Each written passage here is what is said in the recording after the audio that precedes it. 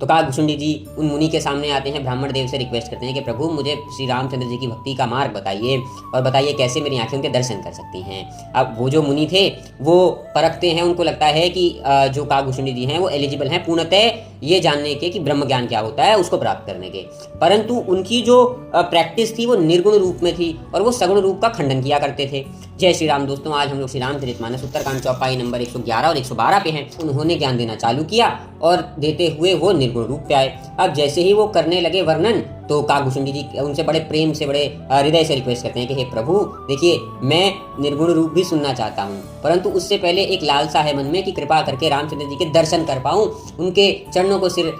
से लगा पाऊँ, किसी तरह से ऐसी कथा कहकर ऐसा वर्णन कह दीजिए, हरि कथा सुन करके एक बारी उनका सानिध्य प्राप्त कर लूँ, एक बारी उनका सगुण रूप देख लूँ, प्राप्त कर लूँ, फिर निर्गुण रूप भी प्राप्त कर लूंगा, सुन लूंगा, समझ लूंगा। अब वो जो ब्राह्मण देव थे उन्होंने पूरी तरह से सगुण रूप का खंडन कर दिया कि नहीं, निर्गुण रूप श्रेष्ठ होता है और वो उसका वर्णन शुरू कर देते हैं। अब बार बार उनका काकभूषुंडी जी का मन जो है हिचकता है कि ये क्या हो रहा है और वो सोचते हैं मन में कि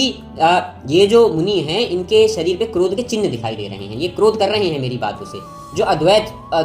विचारधारा का होता है उसके लिए सब एक है, सब ईश्वर है, सब निर्गुण है। अगर ऐसा है तो ये पूरा संसार उसके लिए ईश्वर है, तो फिर वो क्रोध कैसे कर सकता है, कैसे ऐसी बुद्धि ला सकता है कि कोई श्रेष्ठ है और कोई श्रेष्ठ नहीं है। अब इसका मतलब कुछ तो गड़बड़ हो सकती है। तो हो सकता है कि ये मुनि बहुत अच्छे बहुत ज्ञानी हैं, परंतु कहीं ना कहीं कुछ ना कुछ कमी रह रही है। अब वो बार बार अपनी जिद पे अड़े रहते हैं कि मैं सब कुछ सुन रहा हूँ पर कृपा करके मुझे राम जी का दर्शन तो करा दीजिए। अब वो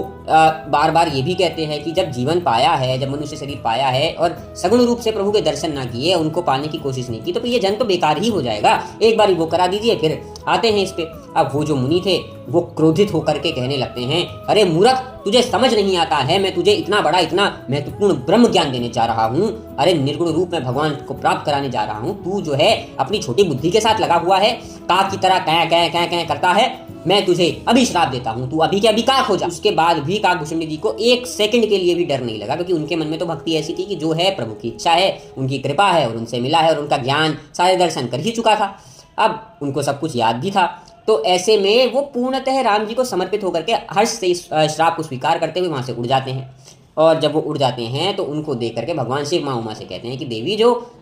भगवान श्री राम की भक्ति करता है, उनके रास्ते पर चलता है, उनको भजता और पाना चाहता है, उसके लिए संसार में कोई भय का नामो निशान ही नहीं है, वो तो खुद ही सारे भय को काटने का सामर्थ्य रखता है।